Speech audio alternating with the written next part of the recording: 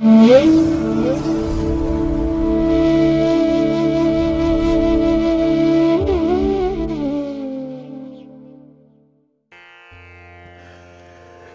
ಮಹಾಗಣಪತಿಯೇ ನಮಃ. ಶ್ರೀ ಗುರುಭ್ಯೋ ನಮಃ. ಹರಿ ಓಂ. ಸಿರಿಗನ್ನಡ ಸುದ್ದಿವಾಹಿನಿಯ ಸದಭಿಮಾನದ ಸಹೃದಯ ವೀಕ್ಷಕ ಮಹಾಶಯರೇ, ತಮಗೆಲ್ಲರಿಗೂ ಕೂಡ ಸಿರಿಗನ್ನಡ ಸುದ್ದಿವಾಹಿನಿಗೆ ಸ್ವಾಗತ. ದಯಾಮಯನಾದಂಥ ಭಗವಂತನ ಅನುಗ್ರಹ ತಮ್ಮೆಲ್ಲರಿಗೆ ಪ್ರಾಪ್ತಿಯಾಗಲಿ, ತಮ್ಮೆಲ್ಲರ ಜೀವನ ಆರೋಗ್ಯದಾಯಕವಾಗಿರಲಿ, ಸಂತೃಪ್ತಿದಾಯಕವಾಗಿರಲಿ ಎಂದು ಭಗವಂತನಲ್ಲಿ ಪ್ರಾರ್ಥನೆಯನ್ನು ಮಾಡ್ತಾ ಈ ದಿನದ ವಿಶೇಷ ಕಾರ್ಯಕ್ರಮವನ್ನು ನೋಡೋಣ. ಹಾಗೆ ದ್ವಾದಶ ರಾಶಿಯವರ ಗೋಚಾರ ಫಲಗಳು ಹೇಗಿವೆ ಅನ್ನೋದನ್ನು ಕೂಡ ತಿಳಿಯೋಣ ಬನ್ನಿ. ವೀಕ್ಷಕರೇ, ಈ ದಿನ ತಮ್ಮ ಹುಟ್ಟುಹಬ್ಬವನ್ನು ಆಚರಿಸ್ಕೊಳ್ತಾ ಇರುವಂಥ ತಮಗೆಲ್ಲರಿಗೂ ಕೂಡ ಹುಟ್ಟುಹಬ್ಬದ ಶುಭಾಶಯಗಳು. ಹಾಗೆ ಈ ದಿನಾಂಕದಂದು ವಿವಾಹವಾಗಿರುವಂಥ ದಂಪತಿಗಳಿಗೂ ಕೂಡ ವಿವಾಹ ವಾರ್ಷಿಕೋತ್ಸವದ ಶುಭಾಶಯಗಳನ್ನು ಹೇಳ್ತಾ ಭಗವಂತ ತಮಗೆಲ್ಲರಿಗೂ ಕೂಡ ಸಕಲ ಸನ್ಮಂಗಳಗಳನ್ನು ಕರುಣಿಸಲಿ ಅಂತ ಹೇಳಿ ಸಿರಿಗನ್ನಡ ಸುದ್ದಿವಾಹಿನಿಯ ಪರವಾಗಿ ಪ್ರಾರ್ಥಿಸುತ್ತೇನೆ. ಪ್ರೀತಿಯ ವೀಕ್ಷಕ ಬಂಧುಗಳೇ, ಈ ದಿನ 2025 ಮಾರ್ಚ್ ತಿಂಗಳ 14ನೇ ತಾರೀಕು ಭಾರ್ಗವ ವಾಸರ, ಅಂದರೆ ಶುಕ್ರವಾರ. ಈ ಶುಕ್ರವಾರದ ನಿತ್ಯ ಪಂಚಾಂಗ ಫಲ ಹೇಗಿದೆ ನೋಡೋಣ ಬನ್ನಿ. ಶ್ರೀ ಕ್ರೋಧಿ ನಾಮ ಸಂವತ್ಸರೆ, ಉತ್ತರಾಯಣೆ, ಶಿಶಿರ ಋತು, ಫಾಲ್ಗುಣ ಮಾಸ, ಶುಕ್ಲ ಪಕ್ಷದ ಹುಣ್ಣಿಮೆಯ ತಿಥಿ ಈ ದಿನ ಇದೆ. ಇದು ಈ ದಿನ ಬೆಳಿಗ್ಗೆ 11 ಗಂಟೆ 8 ನಿಮಿಷದವರೆಗೆ ಇರಲಿದೆ. ನಂತರ ಕೃಷ್ಣ ಪಕ್ಷದ ಪ್ರತಿಪದ್ ಆರಂಭ ಆಗುತ್ತೆ. ಈ ದಿನದ ನಕ್ಷತ್ರ ಉತ್ತರ ಫಲ್ಗುಣಿ ನಕ್ಷತ್ರ. ಇದು ದಿನಪೂರ್ತಿ ಇರುವಂಥ ನಕ್ಷತ್ರ. ಹಾಗೆ ಈ ದಿನದ ಕರ್ಣ ಪೂರ್ವಕರ್ಣ ಭವ. ಇದು ಈ ದಿನ ಮಧ್ಯಾಹ್ನ 12 ಗಂಟೆ 27 ನಿಮಿಷದವರೆಗೆ ಇರಲಿದೆ. ನಂತರ ಉತ್ತರ ಕರ್ಣ ಬಾಳವ ಆರಂಭ ಆಗುತ್ತೆ. ಈ ದಿನದ ಯೋಗ ಶೂಲ ಯೋಗ. ಇದು ಈ ದಿನ ಮಧ್ಯಾಹ್ನ 1 ಗಂಟೆ 22 ನಿಮಿಷದವರೆಗೆ ಇರಲಿದೆ. ನಂತರ ಗಂಡ ಯೋಗ ಆರಂಭ ಆಗುತ್ತೆ. ಈ ದಿನ ದಿಕ್ಷೂಲೆ ಇರುವಂಥದ್ದು ಪಶ್ಚಿಮ ದಿಕ್ಕಿಗೆ. ಇನ್ನು ಈ ದಿನ ಸೂರ್ಯ ಇರುವಂಥ ರಾಶಿ ಮೀನ, ಚಂದ್ರ ಇರುವಂಥ ರಾಶಿ ಸಿಂಹ. ಅಂದರೆ ಈ ಚಂದ್ರ ಸಿಂಹ ರಾಶಿಯಲ್ಲಿ ಈ ದಿನ ಮಧ್ಯಾಹ್ನ 12 ಗಂಟೆ 57 ನಿಮಿಷದವರೆಗೆ ಇರುವಂಥದ್ದು. ನಂತರ ಚಂದ್ರ ಕನ್ಯಾ ರಾಶಿಯನ್ನು ಪ್ರವೇಶ ಮಾಡ್ತಾ ಇದ್ದಾನೆ. ಇನ್ನು ಈ ದಿನ ರಾಹುಕಾಲ ಇರುವಂಥ ಸಮಯ ಈ ದಿನ ಬೆಳಿಗ್ಗೆ 11 ಗಂಟೆ 2 ನಿಮಿಷದಿಂದ ಮಧ್ಯಾಹ್ನ 12 ಗಂಟೆ 32 ನಿಮಿಷದವರೆಗೆ. ಗುಳಿಕ ಕಾಲ ಈ ದಿನ ಬೆಳಿಗ್ಗೆ 8 ಗಂಟೆ 2 ನಿಮಿಷದಿಂದ ಬೆಳಿಗ್ಗೆ 9 ಗಂಟೆ 32 ನಿಮಿಷದವರೆಗೆ. ಹಾಗೆ ಯಮಗಂಡ ಕಾಲ ಈ ದಿನ ಅಪರಾಹ್ನ 3 ಗಂಟೆ 33 ನಿಮಿಷದಿಂದ ಸಂಜೆ 5 ಗಂಟೆ 3 ನಿಮಿಷದವರೆಗೆ ಇರಲಿದೆ. ಇನ್ನು ಈ ದಿನ ದುಷ್ಟ ಮುಹೂರ್ತ ಇರುವಂಥ ಸಮಯ ಈ ದಿನ ಬೆಳಿಗ್ಗೆ 8 ಗಂಟೆ 55 ನಿಮಿಷದಿಂದ ಬೆಳಿಗ್ಗೆ 9 ಗಂಟೆ 43 ನಿಮಿಷದವರೆಗೆ ದುಷ್ಟ ಮುಹೂರ್ತದ ಸಮಯ. ಹಾಗಾಗಿ ಈ ಸಮಯದಲ್ಲಿ ಯಾವುದೇ ಪ್ರಯಾಣವನ್ನಾಗಲಿ ಯಾವುದೇ ಶುಭ ಕಾರ್ಯಗಳನ್ನಾಗಲಿ ಆರಂಭ ಮಾಡಬೇಡಿ. ಏಕೆಂದರೆ ನೀವು ಯಾವುದೇ ಕೆಲಸ ಕಾರ್ಯಗಳನ್ನು ಈ ದುಷ್ಟ ಮುಹೂರ್ತ ಇರುವಂಥ ಸಮಯದಲ್ಲಿ ಆರಂಭ ಮಾಡಿದರೆ ಅದರಿಂದ ಬರುವಂಥ ಫಲಿತಾಂಶಗಳೇನಿದೆ ಅದು ಅಷ್ಟೊಂದು ಫೇವರಬಲ್ ಆಗಿ ಇರಲ್ಲ. ಆದ್ದರಿಂದಲೇ ಈ ದುಷ್ಟ ಮುಹೂರ್ತವನ್ನು ಅವಾಯ್ಡ್ ಮಾಡುವಂಥದ್ದು ತುಂಬ ಉತ್ತಮ. ಇನ್ನು ಈ ದಿನ ಅಭಿಜಿತ್ ಮುಹೂರ್ತ ಇರುವಂಥ ಸಮಯ ಈ ದಿನ ಮಧ್ಯಾಹ್ನ 12 ಗಂಟೆ 6 ನಿಮಿಷದಿಂದ ಮಧ್ಯಾಹ್ನ 12 ಗಂಟೆ 54 ನಿಮಿಷದವರೆಗೆ ಅಭಿಜಿತ್ ಮುಹೂರ್ತ ಇರುವಂಥ ಸಮಯ. ಇನ್ನು ಈ ದಿನ ವಿಶೇಷವಾಗಿ ಅಮೃತ ಕಾಲ ಇರುವಂಥ ಸಮಯ ಈ ದಿನ ರಾತ್ರಿ 12 ಗಂಟೆ 54 ನಿಮಿಷದಿಂದ ರಾತ್ರಿ 2 ಗಂಟೆ 40 ನಿಮಿಷದವರೆಗೆ ಅಮೃತ ಕಾಲದ ಸಮಯ. ಇನ್ನು ಈ ದಿನ ಸೂರ್ಯೋದಯ ಆಗುವಂಥ ಸಮಯ ಈ ದಿನ ಪ್ರಾತಃ ಕಾಲ 6 ಗಂಟೆ 27 ನಿಮಿಷಕ್ಕೆ, ಸೂರ್ಯಾಸ್ತ ಸಂಜೆ 6 ಗಂಟೆ 29 ನಿಮಿಷಕ್ಕೆ. ಇನ್ನು ಈ ದಿನ ಚಂದ್ರನ ಬಲ ಇರುವಂಥ ರಾಶಿಗಳು ಅಂತ ಹೇಳಿದ್ರೆ ಮಿಥುನ, ಸಿಂಹ, ತುಲಾ, ವೃಶ್ಚಿಕ, ಕುಂಭ ಮತ್ತು ಮೀನ. ಈ 6 ರಾಶಿಯವರಿಗೆ ಗೋಚಾರದಲ್ಲಿ ಚಂದ್ರನಿಂದ ಶುಭ ಫಲಗಳ ಯೋಗ ಇರುತ್ತೆ. ಇನ್ನು ಉಳಿದ 6 ರಾಶಿಯವರಿಗೆ ಮಿಶ್ರ ಫಲದ ಯೋಗ ಇರುತ್ತೆ. ಅದನ್ನು ಮುಂದೆ ದ್ವಾದಶ ರಾಶಿಯವರ ಗೋಚಾರ ಫಲಗಳನ್ನು ನೋಡುವಂತಹ ಸಂದರ್ಭದಲ್ಲಿ ಮತ್ತಷ್ಟು ಮಾಹಿತಿಗಳನ್ನು ತಿಳ್ಕೊಳ್ಳೋಣ. ಇನ್ನು ಈ ದಿನದ ಹೊರದ ಅಧಿಪತಿ ಶನಿ. ಶನಿ ಅಂತ ಹೇಳಿದ್ರೆ ಸ್ಥಿರ. ಆದ್ದರಿಂದಲೇ ಈ ಶನಿವಾರವನ್ನು ಸ್ಥಿರವಾಸರ ಅಂತ ಹೇಳಿ ಕರೀತಾರೆ. ಅಂದರೆ ಈ ಶನಿ ನಮ್ಮ ಕೆಲಸಕ್ಕೆ, ನಮ್ಮ ಶ್ರಮಕ್ಕೆ, ನಮ್ಮ ವೃತ್ತಿಯ ಮೂಲಕ್ಕೆ, ಹಾಗೆ ನಮ್ಮ ಉದ್ಯೋಗಕ್ಕೆ, ನಮ್ಮ ಕರ್ಮಕ್ಕೆ ಕಾರಕನಾಗಿರುವಂಥವನು. ಹಾಗಾಗಿ ನಾವು ಮಾಡುವಂತಹ ಕೆಲಸ ಕಾರ್ಯಗಳಿಂದ ಯಾವ ರೀತಿಯ ಫಲಿತಾಂಶ ಬರುತ್ತೆ, ಆ ಫಲಿತಾಂಶ ನಮಗೆ ಶಾಶ್ವತವಾಗಿರುತ್ತಾ, ತುಂಬ ತಾತ್ಕಾಲಿಕವಾಗಿರುತ್ತಾ, ಈ ಎಲ್ಲ ವಿಚಾರಗಳನ್ನು ನಿರ್ಧರಿಸುವಂಥವನು ಶನಿ. ಹಾಗಾಗಿ ಈ ದಿನದ ವ್ಯವಹಾರಗಳು ಸ್ವಲ್ಪ ನಿಧಾನವಾಗಿ ನಡೀಬಹುದು. ಏಕೆಂದರೆ ಶನಿ ಮಂದಗತಿಯ ಚಲನೆಯನ್ನು ಹೊಂದಿರುವಂಥವನು. ಆದರೆ ಅದರಿಂದ ಬರುವಂಥ ಫಲಿತಾಂಶಗಳು ಮಾತ್ರ ಶಾಶ್ವತವಾಗಿರುತ್ತೆ, ಲಾಂಗ್ ಲಾಸ್ಟಿಂಗ್ ಆಗಿರುವಂಥ ರಿಸಲ್ಟ್ಸ್ ಬರುವಂಥದ್ದು. ಏಕೆ ಅಂತ ಹೇಳಿದ್ರೆ ಶನಿ ಕೊಟ್ಟರೆ ಒಳ್ಳೆಯದನ್ನೇ ಕೊಡ್ತಾನೆ, ಶಾಶ್ವತವಾಗಿರುವಂಥದ್ದನ್ನೇ ಕೊಡ್ತಾನೆ. ಹಾಗಾಗಿ ಈ ದಿನ ಮಾಡುವಂಥ ಕೆಲಸಗಳಿಂದ ಬರುವಂಥ ಪ್ರತಿಫಲ ನಮಗೆ ಶಾಶ್ವತವಾಗಿರುತ್ತೆ. ಅದರಲ್ಲೂ ಬಹಳ ಮುಖ್ಯವಾಗಿ ಆಧ್ಯಾತ್ಮಿಕ ಸಾಧನೆಯನ್ನು ಮಾಡುವಂಥವ್ರಿದ್ದಾರೆ, ಜ್ಞಾನ ಸಂಪಾದನೆ ಮಾಡಿಕೊಳ್ಳುವಂಥದ್ದು. ಹಾಗಾಗಿ ಆ ಜ್ಞಾನ ಸಂಪಾದನೆ, ಈ ರೀತಿಯ ಸಾಧನೆ ನಮ್ಮ ಕೊನೆಯವರೆಗೂ ಕೂಡ ನಮ್ಮ ಜೊತೆಯಲ್ಲೇ ಇರುತ್ತೆ. ಇದು ಒಂದು ರೀತಿಯಲ್ಲಿ ಶಾಶ್ವತವಾದಂಥ ಫಲ ಸಿಕ್ಕುವಂಥದ್ದು. ಅದೇ ರೀತಿ ಕೆಲವರು ತಂತ್ರವಿದ್ಯೆಯನ್ನು ಕಲಿತಾರೆ, ಯಂತ್ರ ಮಂತ್ರ ತಂತ್ರ ಇತ್ಯಾದಿ ವಿದ್ಯೆಗಳನ್ನು ಕಲಿಯುವಂಥವ್ರಿಗೆ ಈ ದಿನ ತುಂಬ ಪ್ರಶಸ್ತವಾಗಿರುವಂಥ ಸಮಯ ಇದು. ಇನ್ನು ಈ ದಿನದ ಕೆಲಸ ಕಾರ್ಯಗಳು ಸ್ವಲ್ಪ ನಿಧಾನಗತಿಯಲ್ಲಿ ನಡೀಬಹುದು, ಆದರೆ ಸಹನೆಯನ್ನು ಕಳ್ಕೊಳ್ಬೇಡಿ, ತಾಳ್ಮೆಯನ್ನು ಕಳ್ಕೊಳ್ಬೇಡಿ. ಕೆಲಸವನ್ನು ಮುಂದುವರಿಸಿ, ಒಳ್ಳೆಯ ಫಲಿತಾಂಶ ನಿಮಗೆ ಸಿಕ್ಕೇ ಸಿಕ್ಕತ್ತೆ. ಹಾಗೆ ಈ ದಿನ ಇರುವಂಥ ಕೆಲಸ ಕಾರ್ಯಗಳನ್ನು ಆದಷ್ಟು ಗುರುಹೋರದಲ್ಲೇ ಆರಂಭ ಮಾಡಿದ್ರೆ ಒಳ್ಳೆಯ ಫಲ ನಿಮಗೆ ಸಿಕ್ಕತ್ತೆ. ಆದರೆ ಬೆಳಗಿನ ಸಮಯದಲ್ಲಿ ಇರುವಂಥ ಗುರುಹೋರದ ಅವಧಿಯಲ್ಲಿ ಸ್ವಲ್ಪ ರಾಹುಕಾಲ ಕೂಡ ಸೇರ್ಪಡೆಯಾಗಿರುವಂಥದ್ದು. ಇದನ್ನು ಗಮನಿಸಿಕೊಂಡು ಗುರುಹೋರವನ್ನು ನೀವು ಅನುಸರಣೆ ಮಾಡಬೇಕು. ಹಾಗಾಗಿ ಈ ದಿನ ಗುರುಹೋರ ಇರುವಂಥ ಸಮಯ ಈ ದಿನ ಬೆಳಿಗ್ಗೆ 10 ಗಂಟೆ 31 ನಿಮಿಷದಿಂದ ಬೆಳಿಗ್ಗೆ 11 ಗಂಟೆ 30 ನಿಮಿಷದವರೆಗೆ. ಇನ್ನು ಸಂಜೆ 5 ಗಂಟೆ 29 ನಿಮಿಷದಿಂದ ಸಂಜೆ 6 ಗಂಟೆ 29 ನಿಮಿಷದವರೆಗೆ. ಇನ್ನು ರಾತ್ರಿ 12 ಗಂಟೆ 30 ನಿಮಿಷದಿಂದ ರಾತ್ರಿ 1 ಗಂಟೆ 30 ನಿಮಿಷದವರೆಗೆ ಗುರುಹೋರ ಇರುವಂಥ ಸಮಯ. ಇದನ್ನು ನೀವು ಅನುಸರಣೆ ಮಾಡ್ಬೋದು, ಒಳ್ಳೆಯದಾಗುತ್ತೆ. ಹಾಗೆ ಈ ದಿನ ಇರುವಂಥ ಶನಿಹೋರ ಕೂಡ ಬಹಳ ಚೆನ್ನಾಗಿದೆ. ಇದು ಕೂಡ ತುಂಬ ಫೇವರಬಲ್ ಆಗೇ ಇರುವಂಥದ್ದು. ಅದರಲ್ಲೂ ಕಬ್ಬಿಣ ಮತ್ತು ಕಲ್ಲಿನ ವ್ಯಾಪಾರಿಗಳಿಗೆ ನಿಮ್ಮ ವ್ಯಾಪಾರದಲ್ಲಿ ಪ್ರಗತಿ ಇದೆ. ಹಾಗೆ ವ್ಯಾಪಾರದಲ್ಲಿ ನೀವು ಯಾವುದೇ ರೀತಿಯ ತೀರ್ಮಾನಗಳನ್ನು ತೆಗೆದುಕೊಂಡರೂ ಕೂಡ ಅದು ಒಳ್ಳೆಯ ಫಲವನ್ನೇ ನಿಮಗೆ ತಂದುಕೊಡುತ್ತೆ. ಹಾಗೆ ನ್ಯಾಯಾಲಯದಲ್ಲಿ ಯಾವುದೇ ಪ್ರಕರಣಗಳು ಬಾಕಿ ಇದ್ದರೆ ಅದನ್ನು ಫಾಲೋ ಅಪ್ ಮಾಡುವಂಥ ವಿಚಾರ, ಈ ಜುಡಿಷಿಯರಿ ಜಡ್ಜ್ಮೆಂಟ್ ವಿಚಾರದಲ್ಲಿ ನಿಮ್ಮ ಫೇವರಬಲ್ ಆಗಿರುವಂಥ ಫಲಿತಾಂಶಗಳೇ ನಿಮಗೆ ಸಿಕ್ಕತ್ತೆ.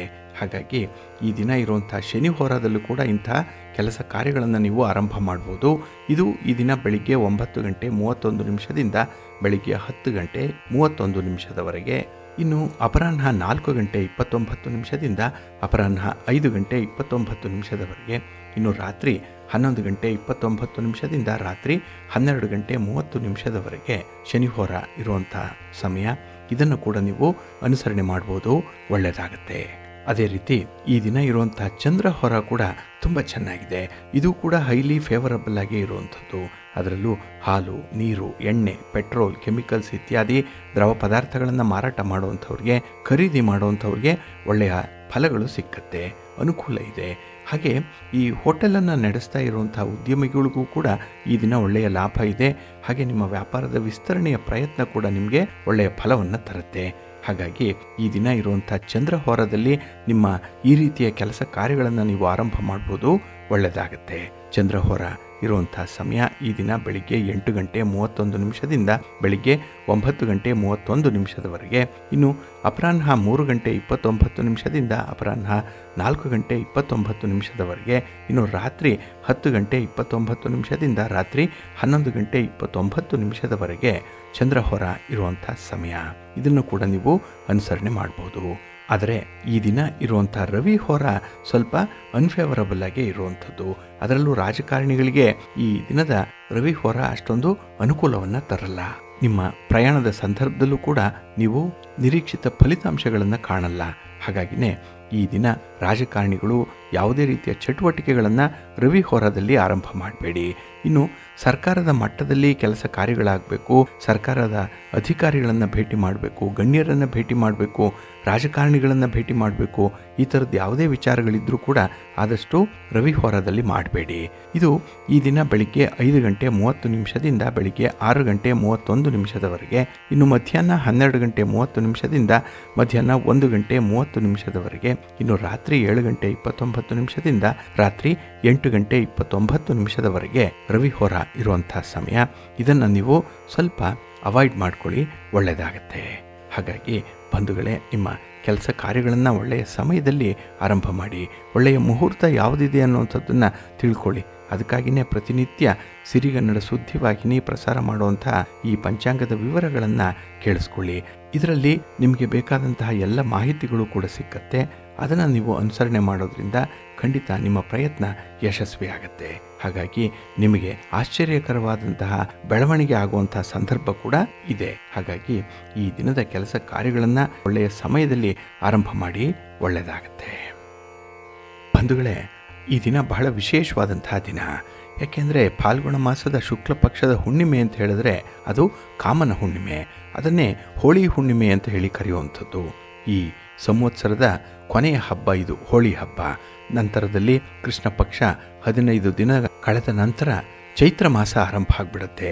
ಯುಗಾದಿ ಹಬ್ಬ ಬರುವಂಥದ್ದು. ಹಾಗಾಗಿ ವರ್ಷದ ಕೊನೆಯ ಹುಣ್ಣಿಮೆ ಕೂಡ ಇದು, ಕೊನೆಯ ಹಬ್ಬ ಕೂಡ ಈ ಹೋಳಿ ಹಬ್ಬ. ಹಾಗೆ ಈ ದಿನ ಚೈತನ್ಯ ಮಹಾಪ್ರಭುಗಳ ಜಯಂತಿ ಇರುವಂಥ ದಿನ ಕೂಡ. ಹಾಗೆ ಈ ದಿನ ರವಿ ತನ್ನ ಶತ್ರುವಾದಂತಹ ಶನಿಯ ಸ್ಥಾನ ಕುಂಭರಾಶಿಯಿಂದ ಮೀನರಾಶಿಗೆ ಪ್ರಯಾಣ ಮಾಡುವಂಥ ಸಂದರ್ಭ ಇದು. ಹಾಗಾಗಿ ರವಿ ಅಂದರೆ ಸೂರ್ಯ ಈ ಶುಕ್ರವಾರ ಸಂಜೆ 6:48 ಕೃಷ್ಣ ಪಕ್ಷದ ಪ್ರತಿಪತ್ ತಿಥಿ ಇರುವಂತಹ ಸಮಯದಲ್ಲಿ ಉತ್ತರ ನಕ್ಷತ್ರ, ಗಂಡಯೋಗ, ಬಲವಕರಣ, ರಾಜಪಂಚಕ, ಕುಜಹೋರ ಹಾಗೆ ಉತ್ತರ ನಕ್ಷತ್ರ ಇರುವಂಥ ಸಮಯದಲ್ಲಿ ಪ್ರವೇಶ ಆಗಿ ಏಪ್ರಿಲ್ 14 ಮೀನರಾಶಿಯಲ್ಲಿ ಪೂರ್ವಭಾದ್ರ ನಕ್ಷತ್ರ, ಉತ್ತರ ಭಾದ್ರ ಮತ್ತು ರೇವತಿ ನಕ್ಷತ್ರಗಳ ಮೇಲೆ ಸಂಚಾರವನ್ನು ಮಾಡ್ತಾನೆ ಈ ರವಿ. ಹಾಗಾಗಿ ಈ ದಿನ ಮೀನ ಸಂಕ್ರಮಣ ಇರುವಂಥ ದಿನ. ಹಾಗೆ ಈ ದಿನ ಷಡಶತಿ ಪುಣ್ಯಕಾಲ ಇದ್ದು ತರ್ಪಣಾದಿಗಳನ್ನು ಕೊಡುವಂಥವರು ಮಧ್ಯಾಹ್ನದ ನಂತರದಲ್ಲಿ ತರ್ಪಣಾದಿಗಳನ್ನು ನೀಡಬಹುದು. ಹಾಗೆ ಈ ದಿನ ಮತ್ತೊಂದು ವಿಶೇಷತೆ ಇದೆ. ಏನಂದರೆ ಈ ಇಂಗ್ಲಿಷ್ ಕ್ಯಾಲೆಂಡರ್ ಇದೆಯಲ್ಲ, ಇದರ ಪ್ರಕಾರ ಈ ವರ್ಷದ ಮೊದಲ ಖಗ್ರಾಸ ಸಂಪೂರ್ಣ ಚಂದ್ರಗ್ರಹಣ ನಡೀತಾ ಇದೆ.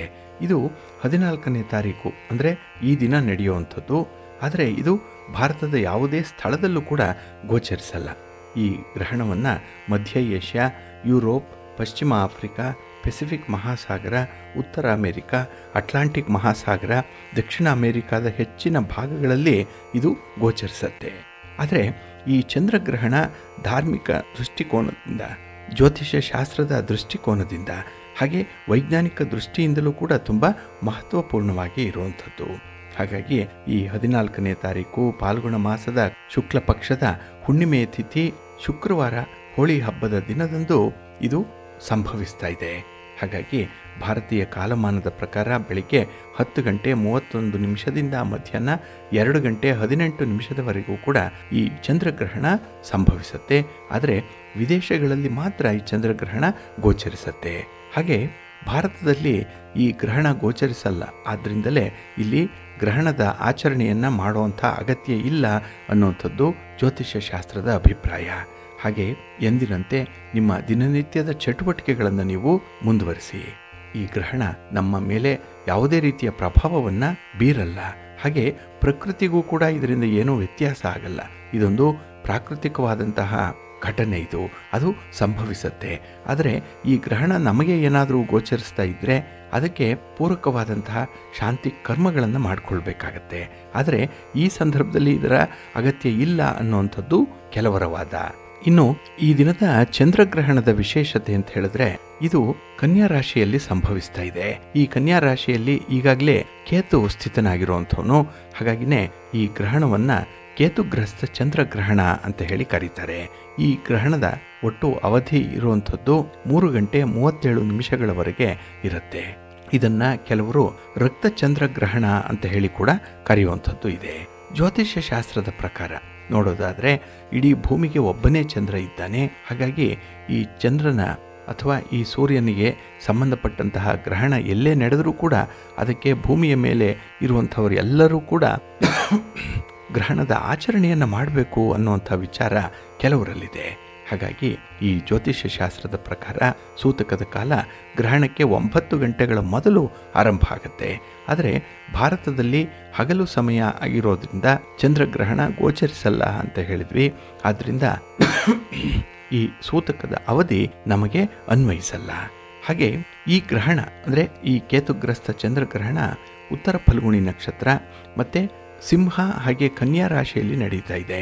ಈ ಸಮಯದಲ್ಲಿ ವೃಷಭ, ಮಿಥುನ ಮತ್ತು ಕಟಕ ಲಗ್ನ ನಡೀತಾ ಇರುತ್ತೆ. ಹಾಗಾಗಿನೇ ಯಾರಾದರೂ ಪರಿಹಾರ ಮಾಡಿಕೊಳ್ಳುವಂಥವ್ರು, ಈ ಪರಿಹಾರ ಆಗಲೇಬೇಕು ಅಂತ ಹೇಳಿ ಬಯಸುವಂಥವರು ಪರಿಹಾರವನ್ನು ಕೂಡ ಮಾಡಿಕೊಳ್ಬಹುದು. ಅದು ಯಾವ ರೀತಿಯ ಪರಿಹಾರ ಅಂತ ಹೇಳಿದ್ರೆ, ಈ ಕೇತುಗ್ರಸ್ತ ಚಂದ್ರಗ್ರಹಣ ಆಗಿರೋದ್ರಿಂದ ಕೇತುವಿಗೆ ಸಂಬಂಧಪಟ್ಟಂತಹ ವಸ್ತುಗಳನ್ನು ದಾನ ಮಾಡಬೇಕು ಅನ್ನುವಂಥದ್ದು.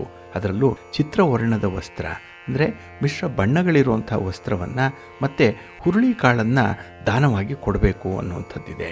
ಇನ್ನು ಶ್ವೇತ ಬಣ್ಣದ ವಸ್ತ್ರವನ್ನು ಮತ್ತು ಅಕ್ಕಿಯನ್ನು ಇವುಗಳನ್ನು ದಕ್ಷಿಣೆ ಸಮೇತ ದೇವಾಲಯ ಅಥವಾ ಸತ್ಪಾತ್ರರಿಗೆ ದಾನ ಮಾಡಬೇಕು ಅನ್ನುವಂಥದ್ದಿದೆ. ಇನ್ನು ಬಹಳ ವಿಶೇಷತೆ ಅಂತ ಹೇಳಿದ್ರೆ ಈ ಗ್ರಹಣದ ಸಮಯದಲ್ಲಿ ಗಣಪತಿಯನ್ನು, ಕಾಲಭೈರವನನ್ನು, ಮಹಾಗೌರಿಯನ್ನು, ಹಾಗೆ ಈಶ್ವರನನ್ನು, ಕೇತು ಹಾಗೆ ಚಂದ್ರ ಗ್ರಹಗಳಿಗೆ ಸಂಬಂಧಪಟ್ಟಂತಹ ಸ್ತೋತ್ರಗಳನ್ನು ಜಪ ಮಾಡಿಕೊಳ್ಳುವಂಥದ್ದು ತುಂಬ ಸೂಕ್ತ ಅನ್ನುವಂಥ ಒಂದು ನಂಬಿಕೆ ಕೂಡ ಇದೆ. ಹಾಗಾಗಿ ಈ ಗ್ರಹಣದ ಆಚರಣೆ ಇಲ್ಲ, ಆದರೂ ಕೂಡ ನಮ್ಮ ಹಿರಿಯರು ಪರಿಪಾಲನೆ ಮಾಡ್ತಾ ಇದ್ದಂತಹ ಈ ಗ್ರಹಣದ ಆಚರಣಾ ವಿಧಿವಿಧಾನಗಳನ್ನು ನಾವು ಕೂಡ ಅನುಸರಿಸ್ತೇವೆ ಅನ್ನುವಂಥವ್ರು ಕೂಡ ಇದನ್ನು ಮಾಡಿಕೊಳ್ಬೋದು. ಆದರೆ ಜ್ಯೋತಿಷ್ಯ ಶಾಸ್ತ್ರದ ದೃಷ್ಟಿಯಲ್ಲಿ ಇದರ ಅಗತ್ಯತೆ ಇಲ್ಲ ಅನ್ನುವಂಥದ್ದು ನಿಮ್ಮ ಗಮನದಲ್ಲಿರಲಿ. ಇನ್ನು ಗ್ರಹಣದ ಸಂದರ್ಭದಲ್ಲಿ ಗರ್ಭಿಣಿ ಸ್ತ್ರೀಯರು ಮನೆಯಿಂದ ಹೊರಗೆ ಬರುವಂಥದ್ದಾಗಲಿ, ದೂರದ ಪ್ರಯಾಣವನ್ನು ಮಾಡುವಂಥದ್ದಾಗಲಿ ಅಥವಾ ಈ ಊಟೋಪಚಾರಗಳನ್ನು ಮಾಡುವಂಥದ್ದನ್ನಾಗಲಿ ಸ್ವಲ್ಪ ಅವಾಯ್ಡ್ ಮಾಡ್ಕೊಳ್ಳಿ. ಯಾಕೆ ಅಂತ ಹೇಳಿದ್ರೆ ಈ ನೈಸರ್ಗಿಕ ವಿದ್ಯಮಾನಗಳಿಂದ ಈ ಗ್ರಹಣದ ಸಂದರ್ಭದಲ್ಲಿ ನಾವು ತೆಗೆದುಕೊಳ್ಳುವಂಥ ಆಹಾರದಿಂದ ಆಗಲಿ, ನಾವು ಮಾಡುವಂಥ ಒಂದು ಪ್ರಯಾಣದಿಂದ ಆಗಲಿ ವ್ಯತಿರಿಕ್ತ ಫಲಿತಾಂಶಗಳು ನಮಗೆ ಸಿಕ್ಕಬಾರದು ಅನ್ನುವಂಥ ಒಂದು ಹಿನ್ನೆಲೆಯಲ್ಲಿ. ಹಾಗೆ ಮತ್ತೊಂದು ದೃಷ್ಟಿಕೋನದಿಂದ ಈ ಚಂದ್ರಗ್ರಹಣವನ್ನು ನೋಡೋದಾದರೆ ಈ ಗ್ರಹಣ ಹೋಳಿ ಹಬ್ಬದ ದಿನವೇ ಸಂಭವಿಸ್ತಾ ಇದೆ. ಅದರಲ್ಲೂ ಈ 2025ರ ಮೊದಲ ಚಂದ್ರಗ್ರಹಣ ಅಂತ ಹೇಳಿ ಕೂಡ ಕರೆಯುವಂಥದ್ದಿದೆ. ಇನ್ನೊಂದು ಕಾಕತಾಳೀಯ ಅಂತ ಹೇಳಿದ್ರೆ ಈ ದಿನ ಸೂರ್ಯ ಮೀನ ರಾಶಿಯನ್ನು ಪ್ರವೇಶ ಮಾಡ್ತಾ ಇರುವಂತಹ ದಿನ. ಹಾಗಾಗಿ ಈ ಚಂದ್ರಗ್ರಹಣ ಕೆಲವು ರಾಶಿಗೆ ಸೇರಿದಂಥವರ ಮೇಲೆ ಕೆಲವೊಂದು ಸಕಾರಾತ್ಮಕ ಪ್ರಭಾವವನ್ನು ಬೀರುತ್ತೆ, ಕೆಲವರಿಗೆ ನಕಾರಾತ್ಮಕ ಪ್ರಭಾವ ಬೀರುತ್ತೆ ಅನ್ನುವಂಥ ಒಂದು ವಿಚಾರ ಕೂಡ ಇದೆ. ಹಾಗಾಗಿನೇ ಈ ಚಂದ್ರಗ್ರಹಣಕ್ಕೆ ಕೆಲವರು ವಿಶೇಷವಾದಂಥ ಮಹತ್ವವನ್ನು ಕೊಟ್ಟಿದ್ದಾರೆ. ಇನ್ನು ಈ ಫಾಲ್ಗುಣ ಮಾಸದ ಅಮಾವಾಸ್ಯೆಯ ದಿನ ಸೂರ್ಯಗ್ರಹಣ ಕೂಡ ನಡೆಯುತ್ತಾ ಇದೆ. ಆದರೆ ಈ ಸೂರ್ಯಗ್ರಹಣ ಕೂಡ ನಮ್ಮ ದೇಶಕ್ಕೆ ಗೋಚರಿಸಲ್ಲ. ಹಾಗಾಗಿ ಈ ಗ್ರಹಣದ ಆಚರಣೆ ಕೂಡ ಇಲ್ಲ ಅನ್ನುವಂಥ ಒಂದು ಅಭಿಪ್ರಾಯ ಇದೆ. ಒಟ್ಟಾರೆ ಈ ತಿಂಗಳಲ್ಲಿ ಈ ಸಂವತ್ಸರದ ಕೊನೆಯಲ್ಲಿ ಒಂದು ಚಂದ್ರಗ್ರಹಣ, ಒಂದು ಸೂರ್ಯಗ್ರಹಣ ಸಂಭವಿಸುವಂಥದ್ದು. ಅದನ್ನೆಲ್ಲ ಇವು ಹೇಗೆ ಜನಜೀವನದ ಮೇಲೆ ಪರಿಣಾಮವನ್ನು ಬೀರತ್ತೆ ಅನ್ನುವಂಥ ವಿಚಾರಗಳನ್ನು ತಿಳ್ಕೊಳ್ಬೇಕು.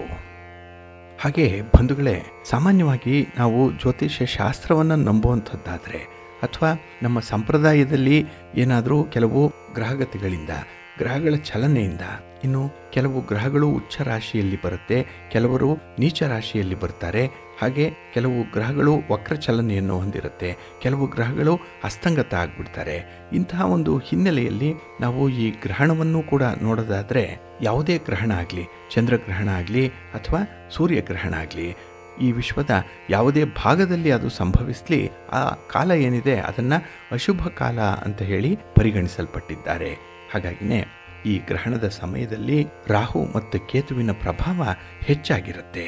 ಹಾಗೆ ಈ ಸಂದರ್ಭದಲ್ಲಿ ಆಹಾರ ಸೇವನೆಯನ್ನು ಮಾಡುವಂಥದ್ದಾಗಲಿ, ಹಾಗೆ ಕೆಲವು ವಿಶೇಷ ಕಾರ್ಯಗಳನ್ನು ಮಾಡುವಂಥದ್ದನ್ನಾಗಲಿ ನಿಷೇಧಿಸಿದ್ದಾರೆ ಅನ್ನುವಂಥ ವಿಚಾರ ತಮಗೆ ಗೊತ್ತಿದೆ.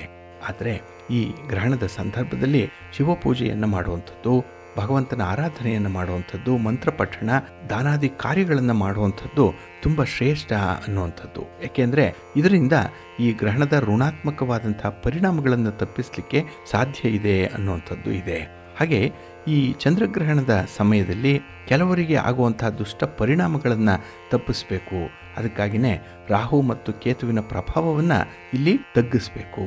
ಆದ್ದರಿಂದಲೇ ಕೆಲವೊಂದು ವಿಶೇಷ ಕ್ರಮಗಳನ್ನು ಕೈಗೊಳ್ಳುವುದರ ಮೂಲಕ ಈ ಗ್ರಹಣದ ಋಣಾತ್ಮಕ ಪರಿಣಾಮಗಳನ್ನು ತಪ್ಪಿಸಲಿಕ್ಕೆ ಸಾಧ್ಯ ಇದೆ. ಹಾಗಾಗಿ ಈ ಚಂದ್ರಗ್ರಹಣದ ಸಮಯದಲ್ಲಿ ಚಂದ್ರನನ್ನ ಮುಡಿಯಲ್ಲೇ ಇಟ್ಟುಕೊಂಡಿರುವಂಥ ಶಿವನನ್ನ ಆರಾಧನೆ ಮಾಡಬೇಕು. ಇದರಿಂದ ನಮಗೆ ಬರುವಂಥ ನಕಾರಾತ್ಮಕತೆ ಏನಿದೆ ಅದು ನಮ್ಮನ್ನು ಬಾಧಿಸಲ್ಲ. ಆ ನೆಗೆಟಿವ್ ಇಂಪ್ಯಾಕ್ಟ್ ಅನ್ನುವಂಥದ್ದು ನಮಗೆ ತಟ್ಟಲ್ಲ. ಹಾಗೆ ಕೆಲವೊಂದು ಮಂತ್ರಗಳನ್ನು ಪಠಣ ಮಾಡೋದ್ರಿಂದ ಕೂಡ ನಮಗೆ ನಾವೇ ಒಂದು ರೀತಿಯ ರಕ್ಷಾ ಕವಚವನ್ನು ಕಟ್ಟಿಕೊಳ್ಳಲಿಕ್ಕೆ ಸಾಧ್ಯ ಇದೆ. ಹಾಗಾಗಿನೇ ಬಹಳ ಅಶುಭ ಅಂತ ಹೇಳಿ ಪರಿಗಣಿಸಲ್ಪಡುವಂತಹ ಸಂದರ್ಭದಲ್ಲಿ ಈ ಮಂತ್ರ ಪಠಣ ನಮಗೆ ಒಂದು ರೀತಿಯಲ್ಲಿ ಉತ್ತಮ ಕಾಲವನ್ನಾಗಿ ಅದು ಪರಿವರ್ತಿಸುತ್ತೆ. ಇನ್ನು ಈ ಚಂದ್ರಗ್ರಹಣದ ಸಮಯದಲ್ಲಿ ಚಂದ್ರನಿಗೆ ಸಂಬಂಧಪಟ್ಟಂತಹ ವಸ್ತುಗಳನ್ನು ದಾನ ಮಾಡಬೇಕು. ಅದರಲ್ಲೂ ಬೆಳ್ಳಿಯನ್ನು ದಾನ ಮಾಡಬೇಕು, ಅಕ್ಕಿಯನ್ನು ದಾನ ಮಾಡಬೇಕು, ಬಿಳಿಯ ವಸ್ತ್ರಗಳನ್ನು ದಾನ ಮಾಡಬೇಕು, ಶಂಖವನ್ನು ದಾನ ಮಾಡಬೇಕು ಅನ್ನುವಂಥ ಒಂದು ವಿಚಾರ ಇದೆ. ಹಾಗೆ ಗ್ರಹಣದ ಸಮಯದಲ್ಲಿ ತುಳಸಿ ಎಲೆಯನ್ನು ಕಿತ್ತು ತಮ್ಮ ಬಳಿ ಇಟ್ಕೊಳ್ಳೋದ್ರಿಂದ ಅಲ್ಲೂ ಕೂಡ ಯಾವುದೇ ಒಂದು ನೆಗೆಟಿವ್ ಎನರ್ಜಿ ನಮ್ಮನ್ನು ಬಾಧಿಸಲ್ಲ ಅನ್ನುವಂಥ ಒಂದು ವಿಚಾರ ಇದೆ. ಹಾಗಾಗಿನೇ ಗ್ರಹಣದ ಸಂದರ್ಭದಲ್ಲಿ ಸೂತಕ ಇದೆ. ಅದಕ್ಕಾಗಿಯೇ ಈ ಗ್ರಹಣದ ವಿಧಿವಿಧಾನಗಳನ್ನು ಅನುಸರಣೆ ಮಾಡಬೇಕು ಅನ್ನುವಂಥ ಸಂಪ್ರದಾಯಸ್ಥರು ಈ ಒಂದು ಕೆಲಸವನ್ನು ಮಾಡಿ. ಇಲ್ಲ, ಗ್ರಹಣ ನಮ್ಮಲ್ಲಿ ಗೋಚರಿಸ್ತಾ ಇಲ್ಲ, ಇದರ ಆಚರಣೆಯ ಅಗತ್ಯತೆ ಇಲ್ಲ ಅನ್ನೋವಂಥವರು ಗ್ರಹಣದ ಬಗ್ಗೆ ತಲೆ ಕೆಡಿಸ್ಕೊಳ್ಬೇಡಿ. ನಿಮ್ಮ ಕೆಲಸ ಕಾರ್ಯಗಳನ್ನು ಮುಂದುವರಿಸಿ. ಆದರೆ ಈ ಪ್ರಯಾಣದ ಸಂದರ್ಭದಲ್ಲಿ ಮಾತ್ರ ಸ್ವಲ್ಪ ಜಾಗ್ರತೆಯಿಂದ ಇರಿ. ಅದು ಈ ಗ್ರಹಣ ನಡೆಯುವಂಥ ಅವಧಿ ಏನಿದೆ, ಈ 3 ಗಂಟೆ ಅವಧಿ, ಇದರಲ್ಲಿ ಸ್ವಲ್ಪ ಎಚ್ಚರಿಕೆಯಿಂದ ಇರಿ.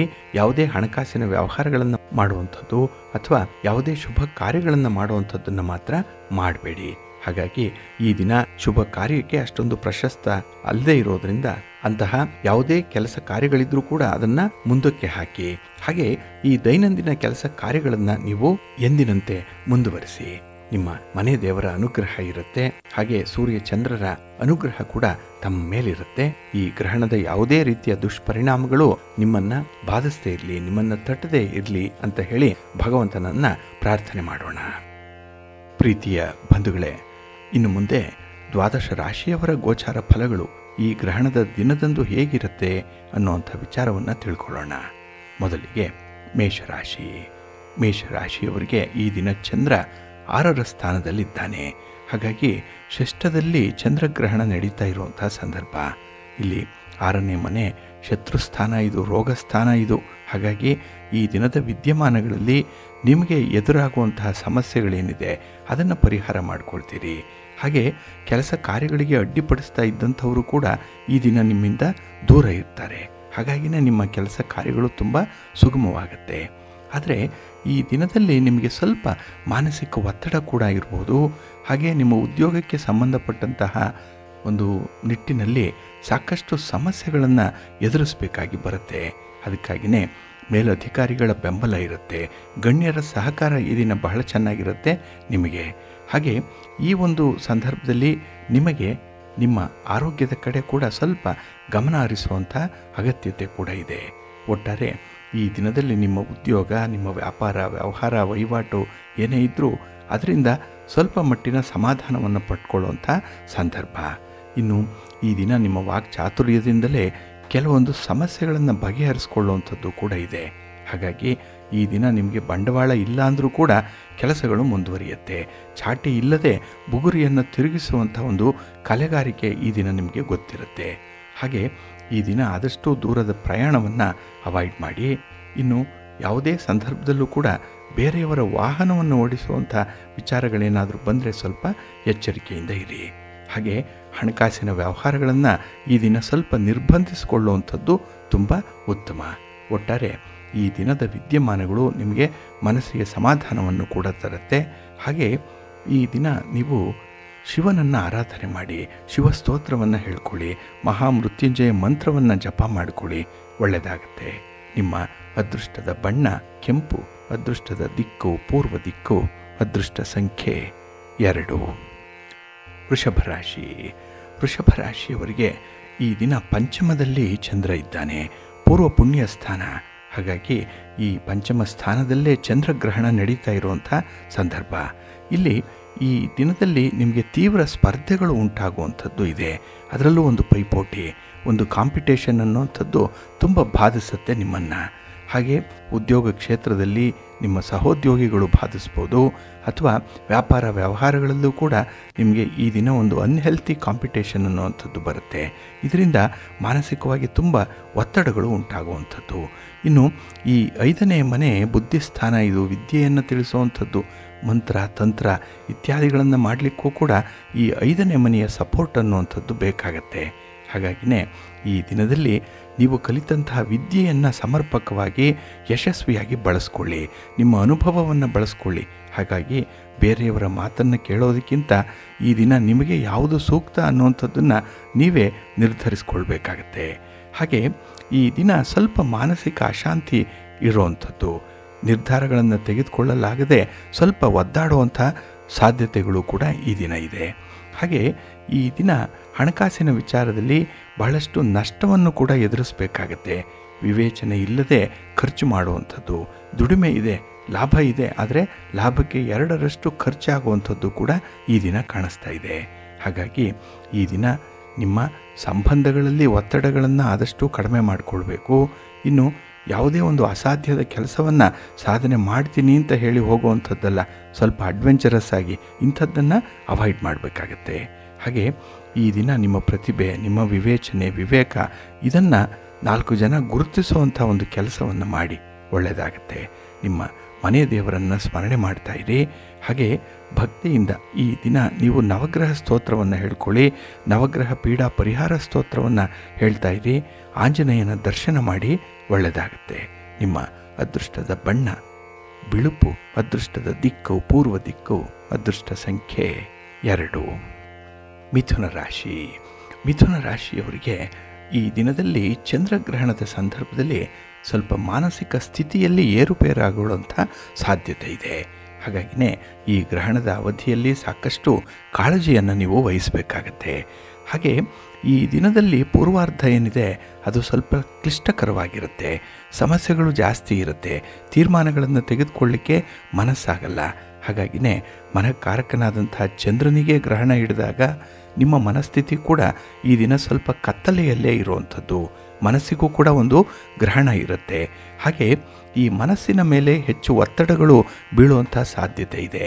ಹಾಗಾಗಿ ಪ್ರಭಾವಿ ವ್ಯಕ್ತಿಗಳು ಈ ದಿನ ನಿಮಗೆ ಒತ್ತಡವನ್ನು ತರ್ಬೋದು. ಮೇಲಧಿಕಾರಿಗಳು ತರ್ಬೋದು.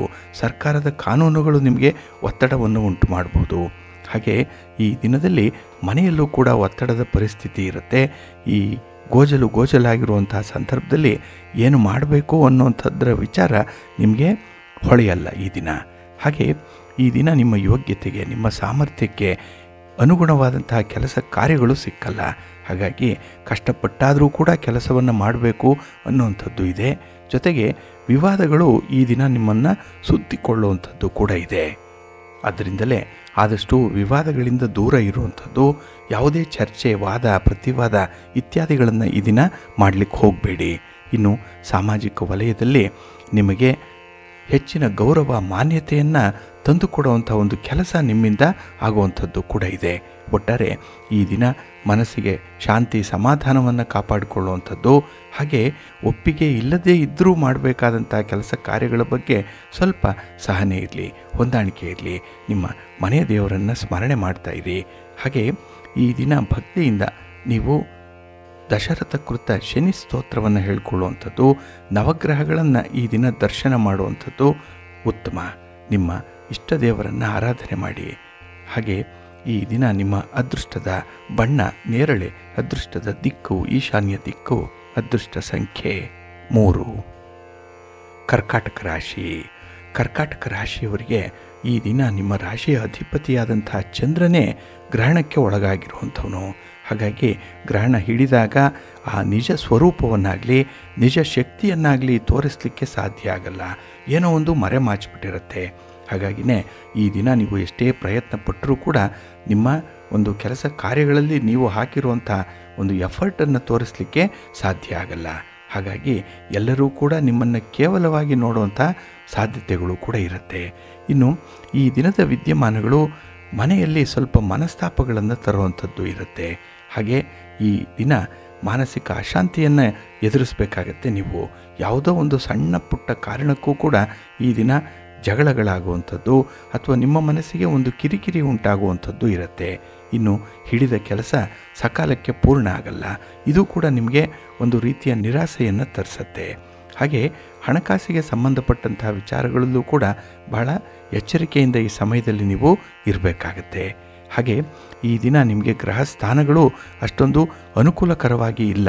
ಆದ್ದರಿಂದಲೇ ನಿಮ್ಮ ಇಚ್ಛೆಯಂತೆ ನಡ್ಕೊಳ್ಳುವಂಥದ್ದನ್ನು ಬಿಟ್ಟುಬಿಡಿ. ನಿಮ್ಮ ಆಸೆ ಆಕಾಂಕ್ಷೆಗಳನ್ನು ಸ್ವಲ್ಪ ಮಟ್ಟಿಗೆ ಈ ದಿನ ಪಕ್ಕಕ್ಕೆ ಇಡುವಂಥದ್ದು ಉತ್ತಮ.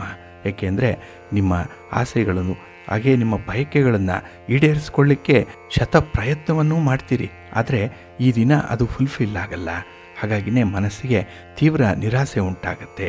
ಇನ್ನು ನಿಮ್ಮ ಪ್ರೀತಿ ಪಾತ್ರರ ಜೊತೆಯಲ್ಲಿ ಭಿನ್ನಾಭಿಪ್ರಾಯಗಳಿಗೆ ಆಸ್ಪದ ಕೊಡಬೇಡಿ.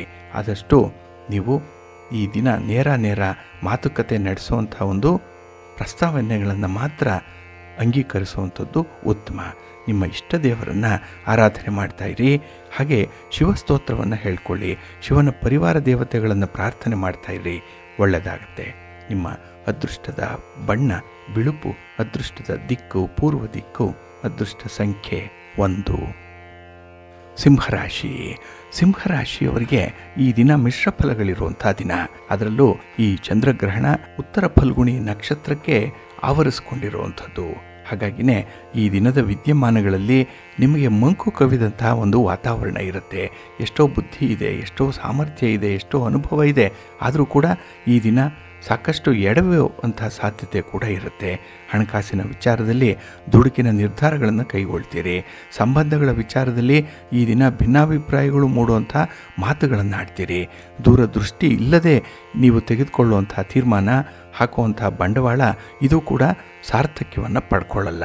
ಒಟ್ಟಾರೆ ಎಲ್ಲ ಕ್ಷೇತ್ರಗಳಲ್ಲೂ ಕೂಡ ಈ ದಿನ ಸ್ವಲ್ಪ ಹಿನ್ನಡೆ ಇರುವಂಥ ಸಾಧ್ಯತೆ ತುಂಬ ಇರುತ್ತೆ.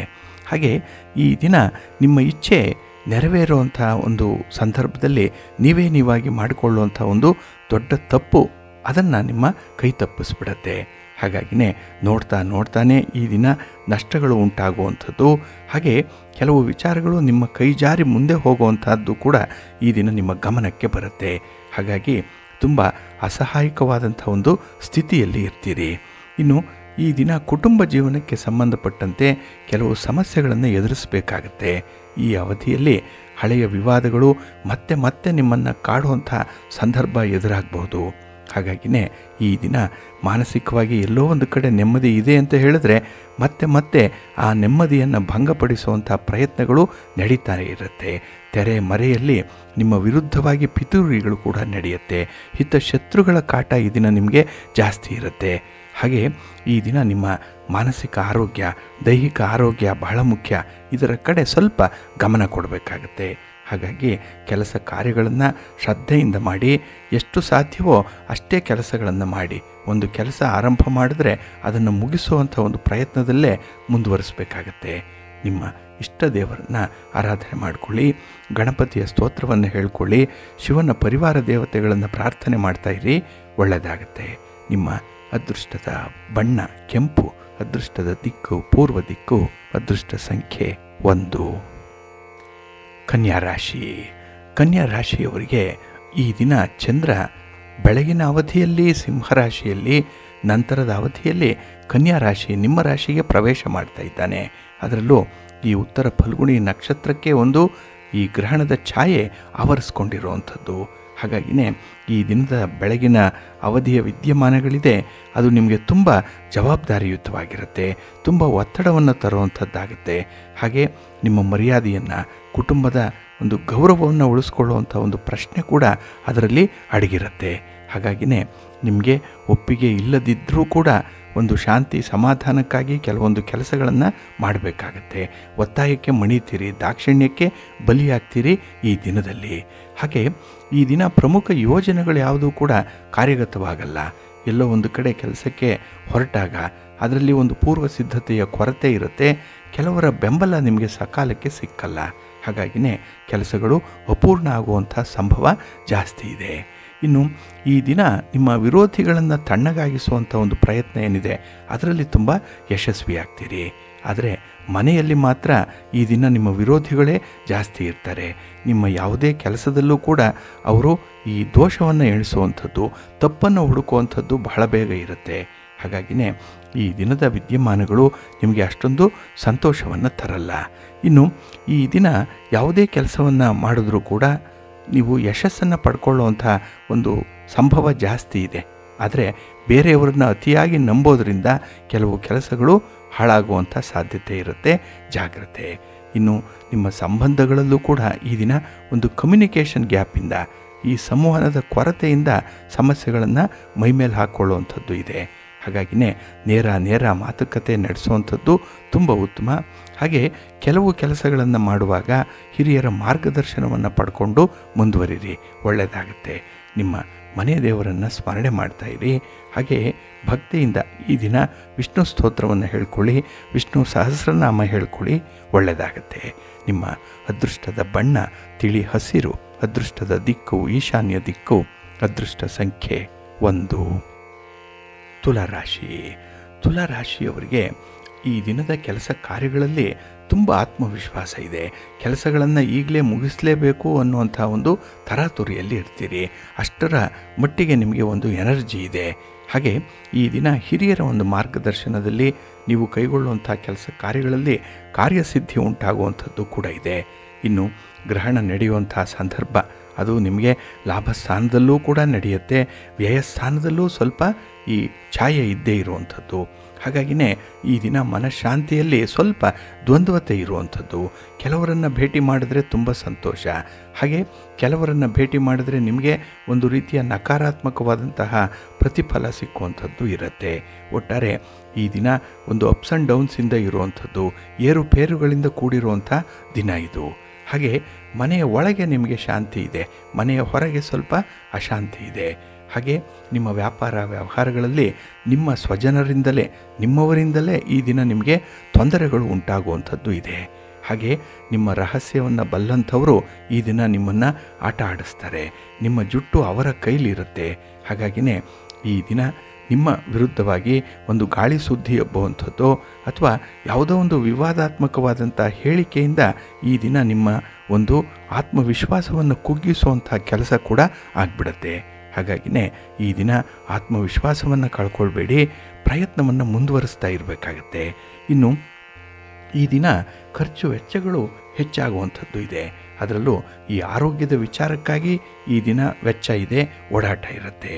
ಹಾಗೆ ಈ ದಿನ ನೀವು ಮಾನಸಿಕವಾಗಿ ಕೆಲವು ಸಮಸ್ಯೆಗಳನ್ನು ಏನಾದರೂ ಎದುರಿಸ್ತಾ ಇದ್ದರೆ ಅದಕ್ಕೆ ಎಲ್ಲೋ ಒಂದು ಕಡೆ ಪರಿಹಾರ ಸಿಕ್ಕುವಂಥ ಒಂದು ಸೂಚನೆ ಕೂಡ ಸಿಕ್ಕತ್ತೆ. ಆದರೆ ಈ ದಿನ ಯಾವುದೇ ರೀತಿಯ ವಿವಾದಗಳು ಬರ್ತಾ ಇದ್ದರೂ ಅದರಿಂದ ದೂರ ಇರುವಂಥ ಒಂದು ಪ್ರಯತ್ನ ಮಾಡಿ.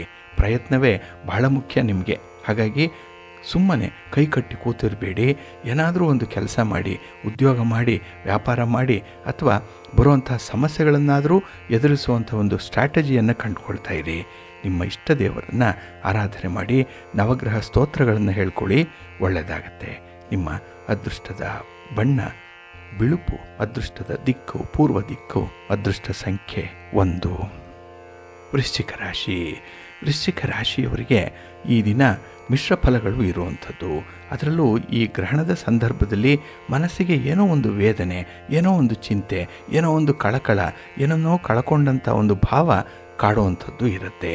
ಹಾಗಾಗಿ ನಿಮ್ಮವರೇ ನಿಮ್ಮ ಕೈ ಬಿಟ್ಟಾಗ, ನೀವು ತುಂಬ ಪ್ರೀತಿಸುವಂಥ ವ್ಯಕ್ತಿಯಿಂದಲೇ ನಿಮಗೆ ಆಘಾತವಾಗುವಂಥ ಸನ್ನಿವೇಶ ಎದುರಾದಾಗ ಅದನ್ನು ಸಹಿಸಿಕೊಳ್ಳುವಂಥದ್ದು ಕಷ್ಟ. ಆ ಒಂದು ಮಾಯೆ, ಆ ಒಂದು ಗುಂಗು ಈ ದಿನ ಕೂಡ ಮುಂದುವರಿಯುವಂಥದ್ದು.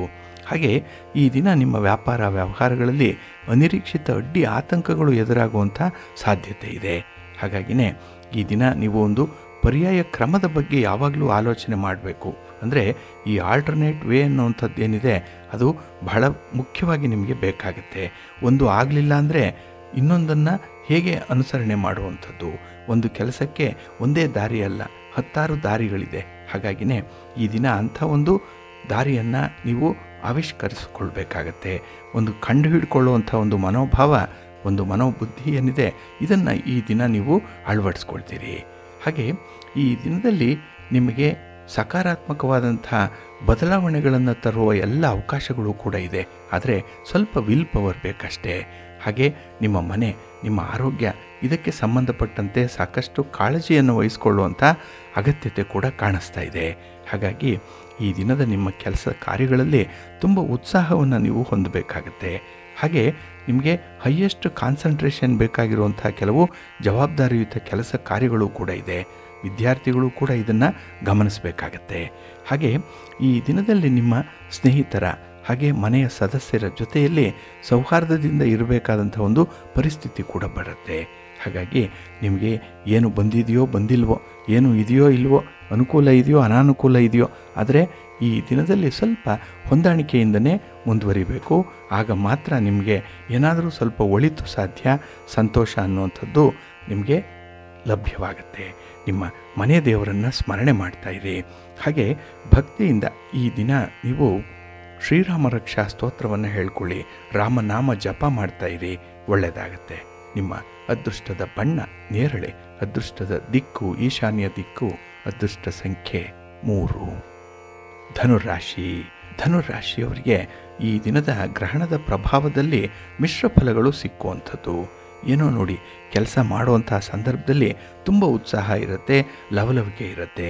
ಆದರೆ ಆ ಕೆಲಸ ಪ್ರಗತಿ ಹೊಂದುತ್ತಾ ಇದ್ದ ಹಾಗೇ ನಿಮ್ಮ ಉತ್ಸಾಹ ಕುಂದಿ ಹೋಗುತ್ತೆ, ಕುಗ್ಗಿ ಹೋಗುತ್ತೆ.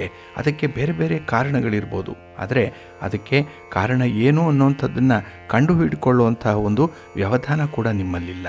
ಹಾಗಾಗಿ ಈ ದಿನ ಸ್ವಲ್ಪ ತಾಳ್ಮೆಯಿಂದನೇ ಕೆಲವೊಂದು ವಿಚಾರಗಳಲ್ಲಿ ನೀವು ಇನ್ವಾಲ್ವ್ ಆಗಬೇಕಾಗತ್ತೆ. ಹಾಗೆ ಈ ದಿನ ಸ್ವಲ್ಪ ಮನಃಶಾಂತಿ ಕಡಿಮೆ ಇರುವಂಥದ್ದು. ಏಕೆಂದರೆ ಈ ದಿನದ ವಿದ್ಯಮಾನಗಳು ನಿಮಗೆ ಒತ್ತಡವನ್ನು ತರುವಂಥದ್ದು. ನಿಮ್ಮ ಶಕ್ತಿಗೂ ಮೀರಿದಂತಹ ಕೆಲಸಗಳನ್ನು ಆಯ್ಕೆ ಮಾಡ್ಕೊಂಡು ಬಿಡ್ತೀರಿ. ಇದನ್ನು ನಿಭಾಯಿಸಲಿಕ್ಕೆ ಸಾಧ್ಯ ಆಗಲ್ಲ. ಹಾಗಾಗಿ ಒಂದು 25 kgಯಷ್ಟು ಭಾರ ಹೊರುವಂಥ ಮನುಷ್ಯನಿಗೆ 75 kgಯಷ್ಟು ಭಾರವನ್ನು ಹೊರಿಸಿದಂತಾಗುತ್ತೆ ಈ ದಿನದಲ್ಲಿ. ಅದರಲ್ಲೂ ಈ ಎಲ್ಲ ಕೆಲಸಗಳು ಕೂಡ ನೀವಾಗಿ ಮಾಡಿಕೊಳ್ಳುವಂಥ ಕಮಿಟ್ಮೆಂಟ್ಗಳಿದ್ದವು. ಹಾಗಾಗಿನೇ ಈ ದಿನದಲ್ಲಿ ನಿಮ್ಮ ಆತ್ಮವಿಶ್ವಾಸ, ನಿಮ್ಮ ಒಂದು ಶಕ್ತಿ ಸಾಮರ್ಥ್ಯ, ಇದಕ್ಕೆ ಅನುಗುಣವಾಗಿರುವಂಥ ಜವಾಬ್ದಾರಿಗಳನ್ನು ವಹಿಸಿಕೊಳ್ಳುವಂಥದ್ದು ತುಂಬ ಉತ್ತಮ. ಹಾಗೆ ಈ ದಿನ ಮಕ್ಕಳ ಬಗ್ಗೆ ಹೆಚ್ಚು ಚಿಂತೆ ಮಾಡುವಂಥ ಒಂದು ಅಗತ್ಯತೆ ಕಾಣಿಸ್ತಾ ಇದೆ. ಅದೇ ನಿಮಗೆ ತೊಡಕು, ಅದೇ ನಿಮಗೆ ಈ ಮಕ್ಕಳ ವಿಚಾರವೇ ನಿಮ್ಮ ಚಿಂತೆಗೆ ಕಾರಣವಾಗಿಬಿಡುತ್ತೆ. ಹಾಗಾಗಿ ಮಕ್ಕಳ ಕಡೆಯಿಂದಲೂ ಕೂಡ ನಿಮಗೆ ಒತ್ತಡ ಇದೆ. ಅಲ್ಲೂ ಕೂಡ ಏನೋ ಒಂದು ಅಸಮಾಧಾನ ವ್ಯಕ್ತವಾಗುವಂಥದ್ದು ಇದೆ. ಏಕೆಂದರೆ ಮಕ್ಕಳ ಮಾತು, ಅವರ ಒಂದು ನಡತೆ, ಅವರ ಪ್ರೋಗ್ರೆಸ್ ಈ ದಿನ ನಿಮಗೆ ಇಷ್ಟ ಆಗಲ್ಲ. ಹಾಗಾಗಿ ಈ ದಿನ ಮಾತಿನಲ್ಲಿ ಪ್ರಖರತೆ ಇರೋದ್ರಿಂದಲೇ ವಿರೋಧಿಗಳ ಸಂಖ್ಯೆ ಜಾಸ್ತಿ ಆಗಿಬಿಡುತ್ತೆ.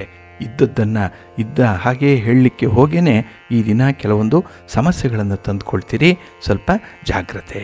ನಿಮ್ಮ ಮನೆ ದೇವರನ್ನು ಸ್ಮರಣೆ ಮಾಡ್ತಾ ಇರಿ.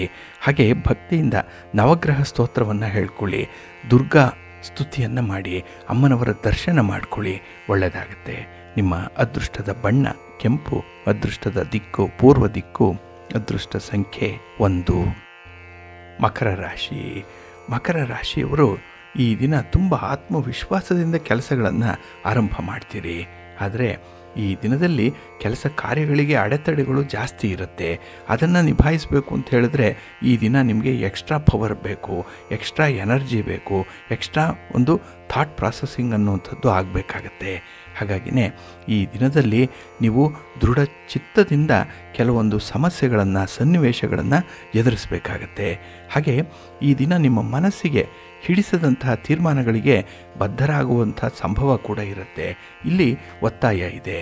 ಹಾಗೆ ಈ ದಿನ ನಿಮ್ಮ ಕಾರ್ಯಕ್ಷೇತ್ರದಲ್ಲಿ ಸುಲಭದಲ್ಲಿ ಯಶಸ್ಸನ್ನು ಪಡ್ಕೊಳ್ಳಿಕ್ಕೂ ಕೂಡ ಅವಕಾಶ ಇದೆ. ಆದರೆ ಈ ದಿನ ಒಂದು ಸುಲಭದಲ್ಲಿ ಆಗುವಂತಹ ಕೆಲಸವನ್ನು ಸ್ವಲ್ಪ ಕಾಂಪ್ಲಿಕೇಟ್ ಮಾಡಿಕೊಳ್ಳುವಂಥದ್ದು, ಅಂದರೆ ಈ ಖರ್ಚು ವೆಚ್ಚದ ಸಂದರ್ಭದಲ್ಲೂ ಕೂಡ ನಿಮ್ಮ ನಿಯಂತ್ರಣ ಅನ್ನುವಂಥದ್ದು ಇರಲ್ಲ. ಹಾಗೆ ಕೆಲವು ಕೆಲಸಗಳನ್ನು ಕೆಲವರಿಂದಲೇ ಮಾಡಿಸ್ಬೇಕು, ನೀವೇ ಮಾಡಲಿಕ್ಕೆ ಹೋಗ್ತೀರಿ. ಇಲ್ಲಿ ನಿಮಗೆ ಶ್ರಮ, ನಿಮ್ಮ ಒಂದು ಸಮಯ ಎರಡೂ ಕೂಡ ವ್ಯರ್ಥವಾಗುತ್ತೆ. ಏಕೆಂದರೆ ಕಾರ್ಯಕ್ಷೇತ್ರದಲ್ಲಿ ನಿಮಗೆ ಅಷ್ಟೊಂದು ಅನುಭವ ಕೆಲವರಲ್ಲಿ ಇಲ್ಲ.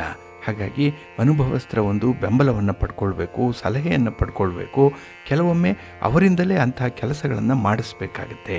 ಹಾಗಾಗಿ ಎಲ್ಲವನ್ನೂ ಕೂಡ ನೀವೇ ಮಾಡಲಿಕ್ಕೆ ಹೋಗಬೇಡಿ, ಇದು ನಿಮಗೆ ಅಷ್ಟೊಂದು ಯಶಸ್ಸನ್ನು ತರಲ್ಲ. ಇನ್ನು ಈ ದಿನದ ಉತ್ತರಾರ್ಧದಲ್ಲಿ ನಿಮ್ಮ ಕೆಲಸದ ವ್ಯಾಪ್ತಿ ಹೆಚ್ಚಾಗುವಂಥ ಸಾಧ್ಯತೆ ಇದೆ.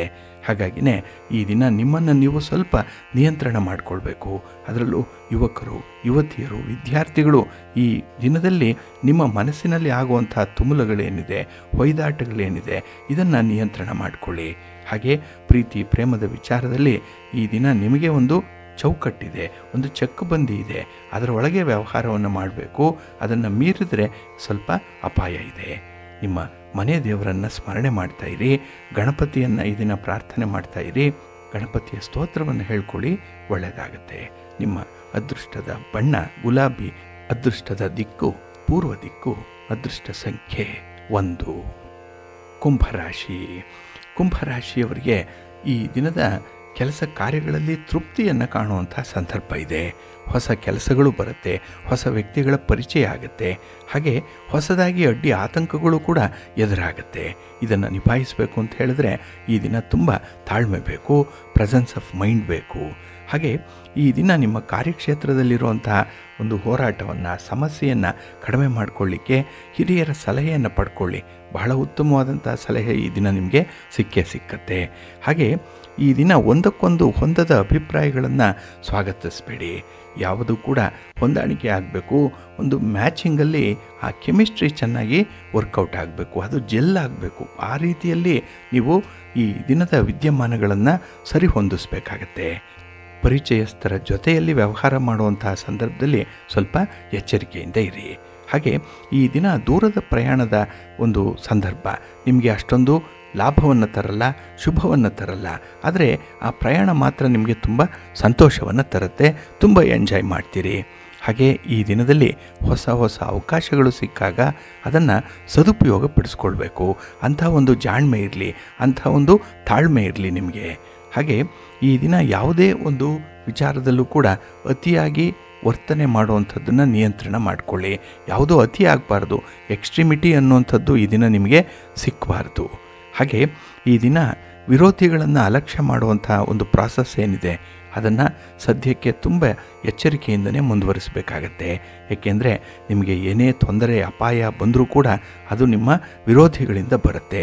ನಿಮ್ಮ ಬೆನ್ನ ಹಿಂದೆ ಇಂಥ ವಿದ್ಯಮಾನಗಳು ನಡೆಯುತ್ತೆ. ಸ್ವಲ್ಪ ಜಾಗ್ರತೆ. ನಿಮ್ಮ ಮನೆ ದೇವರನ್ನು ಸ್ಮರಣೆ ಮಾಡ್ತಾಯಿರಿ. ಹಾಗೆ ಭಕ್ತಿಯಿಂದ ಈ ದಿನ ನೀವು ಆಂಜನೇಯ ಸ್ತೋತ್ರವನ್ನು ಹೇಳ್ಕೊಳ್ಳಿ, ಹನುಮಾನ್ ಚಾಲೀಸನ್ನು ಹೇಳ್ಕೊಳ್ಳಿ, ಒಳ್ಳೆಯದಾಗತ್ತೆ. ನಿಮ್ಮ ಅದೃಷ್ಟದ ಬಣ್ಣ ಕೇಸರಿ, ಅದೃಷ್ಟದ ದಿಕ್ಕು ಈಶಾನ್ಯ ದಿಕ್ಕು, ಅದೃಷ್ಟ ಸಂಖ್ಯೆ 3. ಮೀನರಾಶಿ. ಮೀನರಾಶಿಯವರಿಗೆ ಈ ದಿನದ ಚಂದ್ರಗ್ರಹಣದಿಂದ ಮಿಶ್ರ ಫಲಗಳು ಉಂಟಾಗುವಂಥದ್ದಿದೆ. ಕೆಲಸ ಕಾರ್ಯಗಳನ್ನು ನೀವು ಪ್ರಾರಂಭ ಮಾಡುವಂಥ ಒಂದು ಆತ್ಮವಿಶ್ವಾಸ ಚೆನ್ನಾಗಿದೆ, ಇಚ್ಛಾಶಕ್ತಿ ಭಾಳ ಚೆನ್ನಾಗಿದೆ, ವಿಲ್ ಪವರ್ ಇದೆ. ಆದರೆ ಕೆಲಸಗಳು ಕೊಡುವಂತಹ ಫಲಿತಾಂಶಗಳನ್ನು ನೋಡಿದ್ರೆ ನಿಮಗೆ ಬೇಸರ ಆಗುತ್ತೆ. ಏಕೆಂದರೆ ನಿಮ್ಮ ಸ್ಪೀಡಿಗೆ ಕೆಲಸಗಳಾಗಲ್ಲ. ನೀವು ಪ್ರಾರಂಭ ಮಾಡಿದ್ರೆ ಕೆಲಸ ತುಂಬ ನಿಧಾನವಾಗಿ ಅದು ಮುಂದುವರಿಯುವಂಥದ್ದು. ಈ ದಿನ ಯಾವುದೇ ಕೆಲಸ ಕಾರ್ಯಗಳನ್ನು ಮಾಡಿದ್ರೂ ಕೂಡ ಪೂರ್ವ ಸಿದ್ಧತೆಯೊಂದಿಗೆ ಮಾಡಿ. ಏಕೆಂದರೆ ಸಾಕಷ್ಟು ಪ್ರಿಪ್ರೇಷನ್ ಇದ್ದರೆ ಮಾತ್ರ ನಿಮ್ಮ ಕೆಲಸ ಸಕ್ಸಸ್ ಆಗುತ್ತೆ, ಇಲ್ಲಾಂದರೆ ಮಾನಸಿಕ ತೊಳಲಾಟ ಹೆಚ್ಚಾಗುತ್ತೆ. ಹಾಗೆ ಚಂದ್ರನಿಂದ ಈ ದಿನ ನಿಮಗೆ ಉತ್ತಮವಾದಂತಹ ಒಂದು ಅನುಗ್ರಹ ಇದೆ. ಆದರೆ ಅದನ್ನು ಬಳಸ್ಕೊಳ್ಳುವಂತಹ ಸಂದರ್ಭದಲ್ಲಿ ವಿಪರೀತವಾದಂತಹ ಆಲೋಚನೆಗಳು ಬರುತ್ತೆ, ಕೆಟ್ಟ ಆಲೋಚನೆಗಳು ಬರುತ್ತೆ. ನಿಮ್ಮನ್ನೇ ನೀವು ಪರೀಕ್ಷೆಗೆ ಒಡ್ಡುವಂಥ ಸಾಧ್ಯತೆಗಳು ಕೂಡ ಇರುತ್ತೆ. ಹಾಗಾಗಿ ನಂಬಿಕೆ ಇಲ್ಲದೆ ಈ ದಿನ ನೀವು ಮೋಸಕ್ಕೆ ಒಳಗಾಗ್ತೀರಿ. ಹಾಗೆ ಎಲ್ಲರನ್ನ ನಂಬಬೇಕು ಅನ್ನುವಂಥ ಅರ್ಥ ಅಲ್ಲ, ನಂಬಬೇಕಾದವರನ್ನೂ ಕೂಡ ಈ ದಿನ ನಂಬಲ್ಲ. ಅಂಥ ಒಂದು ಸಹಜ ಸ್ಥಿತಿಗೆ ನಿಮ್ಮ ಮನಸ್ಸು ಹೊರಳುಬಿಟ್ಟಿರುತ್ತೆ. ಹಾಗಾಗಿ ಈ ದಿನದ 2ನೇ ಭಾಗ ಏನಿದೆ ಅದು ಸುಗಮವಾಗಿ ಸಾಗಬೇಕು ಅಂತ ಹೇಳಿದ್ರೆ ಸ್ವಲ್ಪ ಕಷ್ಟಪಡಲೇಬೇಕಾಗತ್ತೆ. ಹಾಗೆ ಈ ದಿನದಲ್ಲಿ ನೀವು ಎಲ್ಲಿ ಹೋಗ್ತೀರಿ, ಏನನ್ನು ತಿಂತೀರಿ, ಯಾರ ಜೊತೆಯಲ್ಲಿರ್ತೀರಿ, ಯಾರ ಜೊತೆಯಲ್ಲಿ ವ್ಯವಹಾರ ಮಾಡ್ತೀರಿ, ಇದೆಲ್ಲವೂ ಕೂಡ ಒಂದು ಗಣನೆಗೆ ಬರುವಂಥದ್ದು. ಹಾಗಾಗಿ ನಿಮ್ಮ ಆಯ್ಕೆ ತುಂಬ ಉತ್ತಮವಾಗಿರಲಿ. ಇನ್ನು ಈ ದಿನ ಯಾರೊಂದಿಗೂ ಕೂಡ ಯಾವುದೇ ರೀತಿಯ ಮನಸ್ತಾಪಗಳನ್ನು ಮಾಡಿಕೊಳ್ಬೇಡಿ, ಸ್ವಲ್ಪ ಜಾಣತನದಿಂದ ಇರಬೇಕು. ಹಾಗೆ ಮಾನಸಿಕ ಶಾಂತಿಯಲ್ಲಿ ಕೊರತೆ ಇರೋದರಿಂದ ಅದನ್ನು ಭರ್ತಿ ಮಾಡಬೇಕು. ಅಂದರೆ ಮಾನಸಿಕ ಶಾಂತಿಯನ್ನು ಕಾಪಾಡಿಕೊಳ್ಬೇಕು. ಅದಕ್ಕಾಗಿ ಯೋಗ ಮಾಡಿ, ಧ್ಯಾನ ಮಾಡಿ, ಪ್ರಾಣಾಯಾಮ ಮಾಡಿ, ಜೊತೆಗೆ ನಿಮ್ಮ ಮನೆ ದೇವರನ್ನು ಸ್ಮರಣೆ ಮಾಡ್ತಾಯಿರಿ. ಇನ್ನು ಬಹಳ ಮುಖ್ಯವಾಗಿ ಈ ದಿನ ಶಿವಸ್ತೋತ್ರವನ್ನು ಹೇಳ್ಕೊಳ್ಳಿ, ಒಳ್ಳೆಯದಾಗತ್ತೆ. ನಿಮ್ಮ ಅದೃಷ್ಟದ ಬಣ್ಣ ನೇರಳೆ, ಅದೃಷ್ಟದ ದಿಕ್ಕು ಉತ್ತರ ದಿಕ್ಕು, ಅದೃಷ್ಟ ಸಂಖ್ಯೆ 1.